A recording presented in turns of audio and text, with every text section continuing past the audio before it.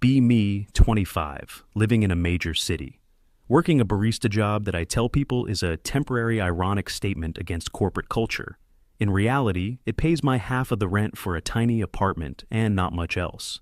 Just ended things with my boyfriend of about a year.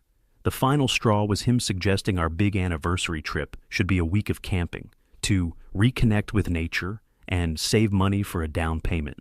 I stared at him, trying to compute the sheer audacity. A down payment on what? A tent? I told him I needed a partner, not a scout leader. He didn't seem to get it, started talking about the value of shared experiences over material possessions. I packed my stuff that night. A few days later, I was venting to my friends during my shift. They get it. They always get it. One of them said that my expectations weren't too high. My ex's effort was just insultingly low. Another chimed in, saying that in this economy, a man asking a woman to split costs is basically a form of toxic masculinity. It's offloading the systemic burden onto us. It all clicked. My entire dating history had been a series of men who wanted a 50-50 partner without providing 100% security. They want the emotional support, the validation, the intimacy, but they don't want to provide. What's the point of dating a man if he can't make your life materially better? I could be single and broke on my own, thanks. That night, I made a decision. No more projects, no more potential. I was done with artists, musicians, and guys who described their job as freelance consultant. I deleted the dating apps I'd been using. They were a wasteland of men holding fish in their profile pictures. I downloaded one of those exclusive apps, the kind that makes you list your profession and income bracket. It felt a little gross, but I told myself it was just a tool for empowerment, filtering out the time wasters. I set up my profile carefully. Pictures of me looking thoughtful at a museum, laughing with friends at brunch, at a place I couldn't actually afford, reading a book in a park, cultured, intelligent, high value. For my bio, I wrote something about being a sapiosexual, looking for a meaningful connection, and wanting a partner who is ambitious and established. The keywords were there. I knew the right kind of man would understand the subtext. The swiping began. Graphic designer? No. High school teacher? Absolutely not. Personal trainer? Swipe left so hard the phone almost flew out of my hand. It was a brutal process, but I was a woman on a mission. After an hour or two, I saw his profile. The first picture was just a normal headshot. He was decent looking, but not in an intimidating way. Clean, simple. His job was listed as software engineer. Bingo. The rest of his photos were boring. Hiking, a golden retriever, a group photo where he wasn't even in the center. No signs of wealth. No fancy cars, no watches, no trips to Dubai. My friends would have called it a red flag, a sign of being cheap. But I knew the tech world. The real money guys often looked like they bought their clothes at Target. It's a weird stealth wealth thing. I swiped right. It was an instant match. My heart did a little flutter. This was it. This was the start of my new life. He messaged me first. Just a simple, "Hey, I liked your profile. You seem to have a good sense of humor." We texted back and forth for a day or so. The conversation was fine. He was polite, asked questions. I kept it light, trying to sound mysterious and interesting. When he asked what I did, I said I was in the artisan beverage industry, exploring my options. He finally asked me out. "How about we grab coffee this weekend?" Coffee. My stomach sank a little. Coffee is not a date. It's an interview. It's the lowest effort, lowest investment suggestion a man can make. I almost said no. My friends' voices were in my head, telling me to demand a real dinner, but I played the long game. Maybe it was a test, to see if I was materialistic. So I agreed with a cheerful, "Sounds lovely." We met at a trendy little coffee shop on a Saturday afternoon. I spent 2 hours getting ready to look effortlessly beautiful. He showed up in jeans and a plain gray t-shirt. Okay, definitely a tech guy. He stood up when I walked in, which was a nice touch. We ordered at the counter. He got a black coffee. I got a complicated lavender oat milk latte that cost $8. We sat down at a small table. The conversation was okay. He asked about my hobbies. I told him I loved art, foreign films, and trying new restaurants. I was trying to paint a picture of a sophisticated woman he would be proud to show off.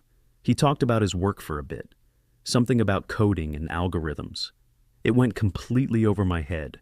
I just nodded and tried to look fascinated. I kept waiting for him to ask the right questions about my ambitions, my dreams. Instead, he asked what I like to do for fun on a low-key weekend. I panicked and said I enjoyed urban hikes. The whole time I was analyzing him. His shoes were practical, not designer. His watch was a digital thing, not a Rolex. I was starting to worry I'd miscalculated. Maybe he was just a low-level coder at some dead-end startup.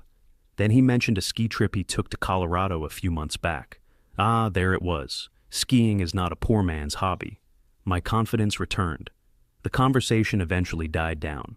We'd been there for about an hour. He said, "Well, this was really nice." The check was on the table. It was one of those pay-at-the-counter places. This was the moment of truth. I reached for my purse, doing the classic slow, reluctant rummage. "Oh my gosh," I said, my voice full of fake distress. "I think I left my wallet in my other bag. I am so sorry." "How embarrassing." I looked at him, trying to appear genuinely mortified. He just smiled. Not an awkward smile, but a calm, knowing one. "Don't worry about it. It's just coffee. I've got it." He stood up, took the receipt, and went to the counter to pay. He didn't make a big deal out of it. He didn't make any jokes. When he came back, he just said he had a great time and that he'd text me. I walked away feeling triumphant. Test passed. He was a gentleman. He texted me the next day. He said he wanted to see me again.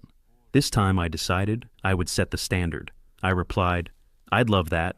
I know this amazing Italian place downtown. We should try it sometime." I picked the most expensive one I could think of. The kind of place with white tablecloths and a wine list as thick as a book. If he was serious, he'd take the hint. He replied almost immediately, "Sounds great.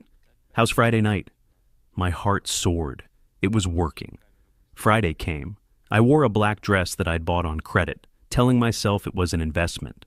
The restaurant was beautiful, dim lighting, soft music. He was already there, at a nice table in a quiet corner. He was wearing a button-down shirt this time, an improvement. The date felt completely different. This felt real. The waiter came over and he handled everything smoothly. Ordered a bottle of wine that I later Googled and found out cost over $150. Okay, my calculations were correct. He had money, a lot of it. I felt myself relax. The prize was real. Now I just had to win it. My strategy for the dinner was to be a good listener, but also to subtly drop hints about the lifestyle I expected. This time, I steered the conversation. I didn't want to hear about his boring job. I wanted to hear about his life. "So, what kind of car do you drive?" I asked, trying to sound casual. He mentioned a reliable but decidedly not luxury brand, a sedan. I must have looked disappointed because he added, "It's practical for the city. Great gas mileage." I recovered quickly. "That's so smart, very responsible." Next, I moved on to his living situation. "Do you rent or own?" He said he owned his condo, downtown. My smile became genuine. Owner, condo, downtown, the trifecta. "That's amazing," I said. "It must be so nice not to have to worry about a landlord." The food came. It was incredible. I made sure to talk about how much I appreciated fine dining, how it was an experience, not just a meal. I told him about my dream of traveling through Europe, not backpacking, of course, staying in boutique hotels. I was laying the groundwork, showing him the kind of woman I was, a woman with taste. He listened intently, nodding along. He seemed to be taking it all in. At one point, he told a story about a major project at work, how he and his team had to pull all-nighters for weeks to meet a deadline. He seemed genuinely proud of the accomplishment. I tried to feign interest. "Wow, that sounds so stressful," I said. "But I guess it's worth it when you're getting paid well, right?" He paused for a second. His smile tightened just a little. "The satisfaction comes from solving the problem," he said quietly. "The money is just a result." I didn't get it. Who works that hard for satisfaction? I changed the subject back to travel. The check came. It was astronomical, easily over $300. I didn't even pretend to reach for my purse this time. That was a first date move. This was a second date, a proper date. The man pays. That's the rule. He pulled out his wallet without a word and put his card down. He didn't look at the total. He didn't sigh. He just paid. I felt a wave of relief and excitement. This was the man who was going to save me from the espresso machine. He drove me home. His car was clean, but, as he said, very practical. He walked me to my door. "I had a really nice time tonight," he said. "Me too," I replied, giving him my best smile. He just nodded, said goodnight, and walked back to his car. No attempt to kiss me, a true gentleman. He was letting me set the pace. The next week was a blur of happy anticipation. I told my friends all about it. They were ecstatic for me. "You manifested him," one of them squealed. We spent hours planning our future, my future with him. I would quit my job, obviously. Maybe I'd start a lifestyle blog, or just focus on my wellness. He would be the provider. I would be the muse. A modern partnership. I felt like I was floating. Every text from him was a little jolt of validation. But his texts were becoming a little less frequent. A day might go by without hearing from him. I started to get anxious. Had I done something wrong? Was he losing interest? My friends told me to play it cool. He was a busy, important man. I shouldn't seem needy, but after a few days of sparse communication, I couldn't take it anymore. I had to lock this down. I needed to know where we stood. We'd had 2 dates. In my mind, we were basically in a relationship. It was time for the define the relationship talk. I crafted the text message with the precision of a surgeon. "Hey, I've had such a wonderful time with you. I feel like we have a real connection, and I'd love to talk about where this is going." I hit send, and my heart pounded in my chest. He replied a few hours later, "I've been thinking about that too. You're right, we should talk. How about dinner this week?" Yes, it was happening. He felt it too. He was ready to be serious. I suggested a place that was nice, but not as extravagant as the last one. I didn't want to seem too demanding before we were official. He agreed. The date was set for Thursday. I spent the next 2 days rehearsing my speech. I would lay out my expectations clearly, my boundaries, my needs. A strong woman communicates her needs directly. I wasn't just going to be his girlfriend. I was going to be his partner, and a partnership came with terms and conditions. I was ready to present mine. I was so sure he was ready to accept them. I felt like the world was finally unfolding exactly as it should. The hard part was over. Now came the reward. I showed up to the restaurant on Thursday feeling like a CEO about to close a major deal. I had my talking points memorized. I was calm, confident, and in control. He was already at the table, just like last time. He looked a little more serious than usual. I decided to skip the small talk. Get straight to the point. Efficiency is a power move. After we ordered, I took a deep breath and launched into my prepared remarks. "So," I started, folding my hands on the table, "I'm really glad we're doing this. I think it's important to be on the same page about our future." He just nodded, his eyes fixed on me. He was listening. Good. "I've been thinking a lot about what I want in a partner and in life," I continued. "I'm at a point where I'm ready to move past the temporary phase and build something real." I explained that my barista job was just a stopgap, that I had ambitions, big ones. I told him I was thinking of starting my own brand, maybe a podcast focused on female empowerment, or a curated social media presence. "The thing is," I said, leaning in conspiratorially, "a creative venture like that requires a lot of time and energy. It's a full-time job in itself, and it's impossible to pursue that when you're constantly worried about rent and bills." He didn't say anything, just kept watching me. It was a little unnerving, but I pushed on. So, in a serious, committed partnership, I see the roles as being very distinct. One partner, the one with the more established career, provides the financial stability, the foundation. That allows the other partner to pursue their passions and create value in other ways, through art, through community, through emotional labor. I took a sip of water, feeling very proud of how articulate I was being. Basically, what I'm looking for is a true partner, someone who is willing to invest in me so that I can flourish and we can build a beautiful life together. I paused for dramatic effect. I'm ready to quit my job and dedicate myself to our future, but I can only do that if I have the security of knowing that you're taking care of the practical side of things. All of it. I laid out the specifics. He would cover the rent on a new, nicer apartment, all the bills, groceries, my car payments, a budget for my brand development. In return, I finished, smiling warmly, you'll have a partner who is fully present, who isn't drained by a soul-crushing job. I'll provide the emotional support, the inspiration. I'll manage our home and our social life. It's a symbiotic relationship. I sat back, my speech concluded. I'd laid all my cards on the table. I felt powerful, honest. I looked at him expectantly, waiting for him to agree, to tell me how much he admired my clarity and vision. He was silent for a long time. He wasn't looking at me with admiration. His expression was unreadable. He just sat there, processing my proposal. Finally, he cleared his throat. "Thank you for being so honest," he said. His voice was completely flat. My heart swelled. He appreciated my directness. "That's a very detailed plan for our future," he continued. "You've clearly given it a lot of thought." "I have," I said, my smile widening. "It's interesting," he said, steepling his fingers, "because I've also been thinking a lot about what I'm looking for in a partner. I have my own set of standards, you could say." "Oh, I hadn't expected this. I thought my standards were the only ones that mattered."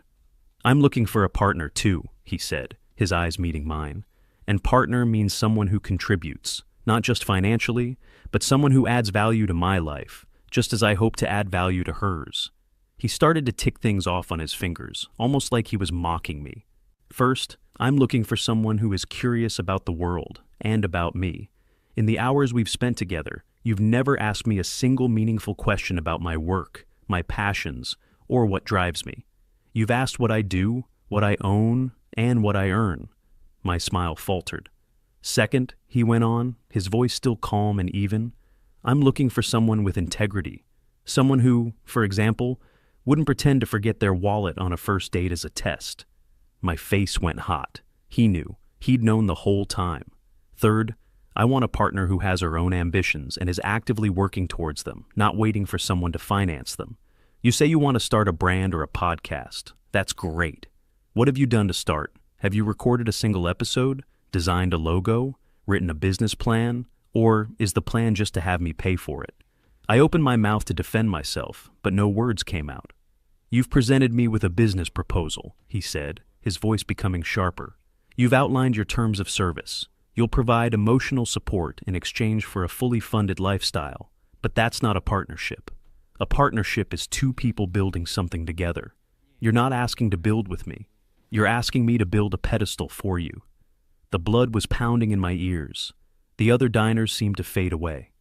"You want a man who earns 6 figures," he said, leaning forward slightly.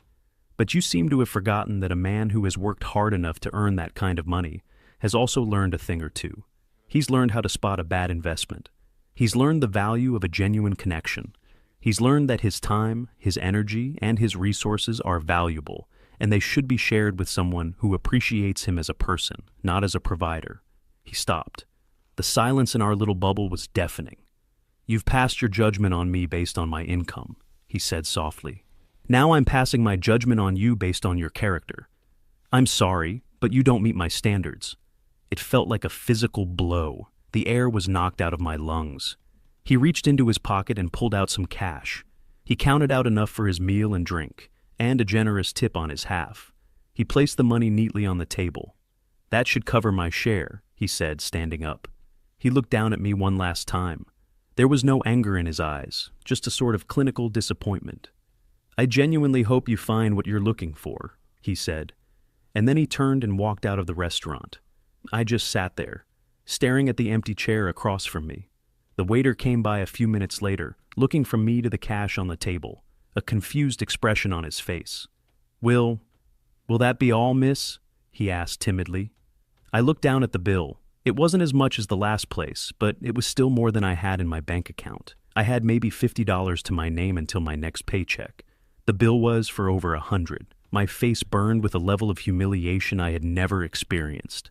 I had to do it. I had to pull out my phone and text one of the friends who had been cheering me on. "Emergency," I typed, my fingers shaking. "Can you send me $100? I'll explain later." The reply came a minute later. "OMG, of course. Did he propose?" I felt a sob catch in my throat.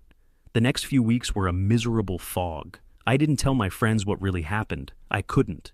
I made up a story about how he'd revealed he didn't want kids, and that was a deal breaker for me. They bought it, they comforted me, told me I'd dodged a bullet, but his words echoed in my head, every single one of them. "You don't meet my standards." Me. I was the one who didn't measure up. I'd spent my entire adult life believing I was the prize, that I was owed a certain lifestyle simply for being a woman. I'd view dating as a marketplace where I was a luxury good and men were the consumers. It had never, not once, occurred to me that they were shopping with their own criteria, that they might be looking for more than a pretty face to accessorize their successful life, that they might want a partner, a real one. I kept working at the coffee shop. Every latte I made felt like a little monument to my failure. The smell of burnt espresso beans was the smell of my life. I'd see happy couples come in, laughing and talking. I'd watch them, the way they looked at each other, the way he'd listen to her story, and the way she'd touch his arm when she laughed. They looked like partners, like they were on the same team. I wanted that. I realized with a sickening jolt that I wanted that more than I wanted a condo downtown or a trip to Europe. But I had no idea how to get it. I'd based my entire self-worth on what a man could provide for me. Now I was left with a question that terrified me. Without a man to provide for me, what was I worth? What did I have to offer? The answer, I was beginning to fear, was nothing at all. A few months have passed. I deleted the exclusive dating app. I haven't been on a single date. I can't bring myself to it. The other day, a guy at the counter was friendly. He was a regular, always polite. He worked in construction, I think. His hands were calloused. He asked me if I might want to get a drink sometime after my shift. A year ago, I would have laughed in his face. This time, I just looked at him. And for the first time, I didn't see his job or his income. I just saw a person who was taking a risk, putting himself out there, asking for a chance. I mumbled that I was flattered but wasn't dating right now. He just smiled and said, "No worries, have a good one." He still comes in every morning, and he's still just as polite. I think about that a lot. I still don't know what I'm doing. I'm still broke, still making coffee. But something broke in me that night at the restaurant. The delusion. I see things differently now. I see men differently. I see them as people, with their own hopes, their own fears, and their own standards. I just wish I'd figured that out before I made a complete fool of myself.